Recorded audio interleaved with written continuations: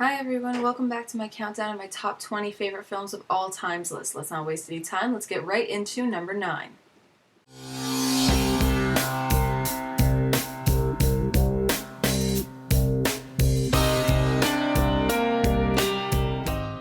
Number 9.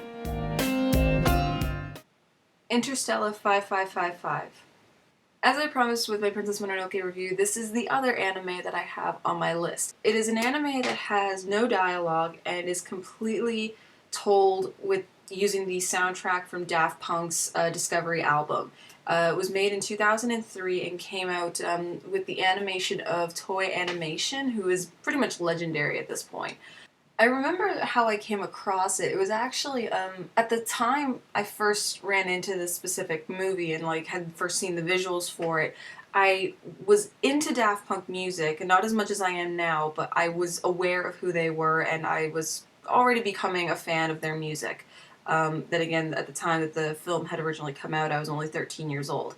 The very first time I ever watched a Daft Punk video was their Around the World video, which is, to this day, still one of my favorite videos of theirs, just because I freaking love the choreography in that video. It's how I came across it was, I think I was actually watching the Brit Awards, I think. So they used the segment from the film that was For Digital Love, and all I saw of the video was the clip that they use in the nominations. You know, they just have the nomination thing and they show a small clip from it.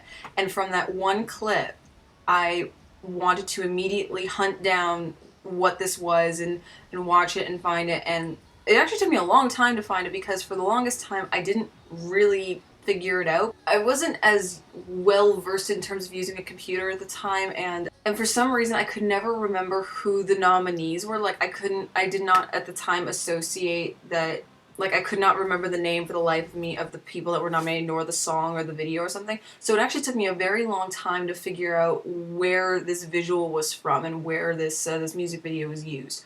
I think I had figured it out maybe about 2 or 3 years later. So at the time I was probably 15 or 16 years old, was the first time I watched Interstella.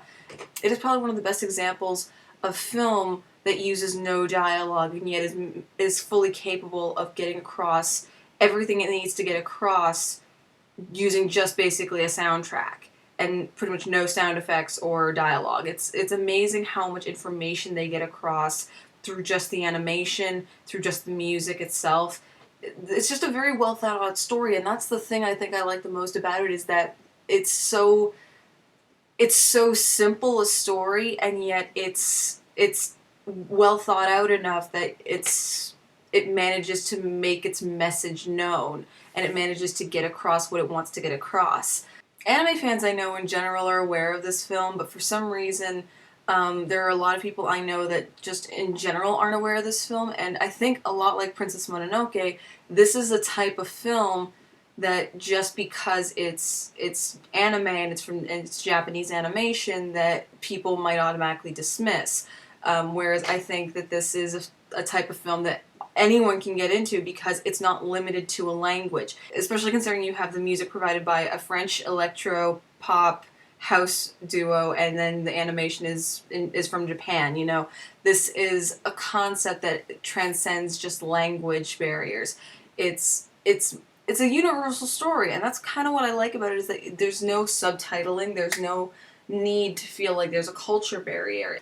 Well, you have a film that has no dialogue and is about aliens who are taken to Earth to become music sensations, to make money for this evil manager megalomaniac who just wants to become immortal through gold records. It's a very weird concept, I know, but it works. And then at the same time, you have a love story where where there's an alien who is a huge fan of the female bassist in this alien band, has a fantasy about her, and he's a total fanboy for her, meets her briefly before he dies, and they have this romantic fantasy psychic thing that they do, and then he dies, and then they take him, bury him, and then at some point in the future he saves them from the spirit of the megalomaniac from killing them.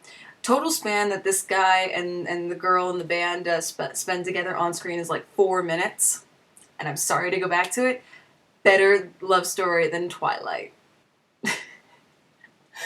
It is. It's a better love story because it's done with no dialogue. I mean, I know a lot of people say that about the opening from Up as well, like the fact that in 8 minutes they can, with mainly no dialogue, you can establish a much better love story than Twilight did. And Twilight had about 2,500 pages to figure this out, and it still couldn't do it properly. And in this movie, you know, we have no dialogue. We are just basically going off of the animation of aliens.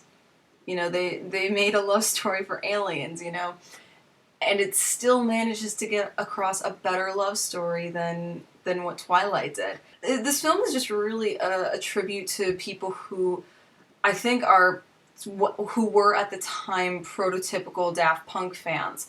I think now Daft Punk fans have obviously gotten much broader and come from different demographics, but for the most part, at the time, Daft Punk was it wasn't necessarily more niche, but obviously house music and electronic music had not really taken over the pop charts and our general music scene. It was still considered its own sort of niche market, and as a result, Daft Punk itself was still technically niche. They weren't really big sensations yet. I think that Daft Punk only really became a sensation maybe about 3 years ago when they were being announced for doing the Tron soundtrack. And I think as a result of that, that kind of propelled them to the stage. And plus the fact that pretty much everything in pop music now is either dubstep or house or electronica. Like there's no rock music in pop music anymore. There's no real hip hop anymore. Everything is just, you know, it kind of all sounds the same now. But Daft Punk is one of the few bits of house music that I absolutely love. I've loved Daft Punk since I saw Around the World for the very first time, which was again when I was about 8 years old. It was their music for me is really stuck because there's nothing that quite sounds like them. There's no electronic or house music that quite sounds as unique and different as what theirs does. I can argue that the Tron Legacy soundtrack was kind of blurring that a little bit. I mean, you can still tell it was them, but it sounded like as if they were merging a little bit too much with what the current trends were at the time. But they still by no means are anywhere near bad. I still think that they are the best in terms of electronic and house music today, and they remain one of my favorite artists to listen to. I'm actually planning on getting a Daft Punk tattoo sometime in the near future. I don't know what I want to get yet, but at some point I'm getting that tattoo, at least within the next year or two.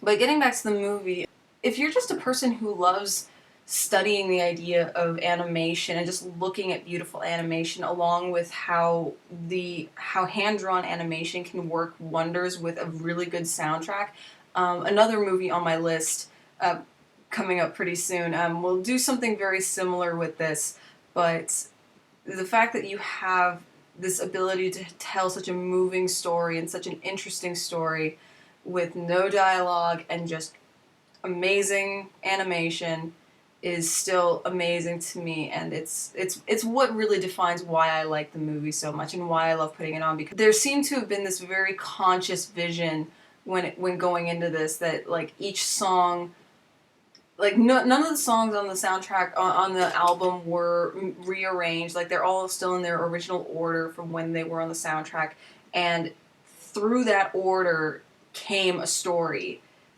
The filmmakers had enough vision and enough foresight to come up with a story that worked with what Daft Punk had already created. And Daft Punk, I think that's just kind of the nature of who they are in terms of their music, is that their music has a voice and it has stories attached to them. If you're just willing to listen to them a little bit more and be a little bit more thoughtful with their music, you can hear it. You can hear the thought that goes into that music, almost in a way they planned it in this way to work out kind of like this. And it kind of goes to show the musical genius that they are, as well as the filmmaking genius that went into making this film.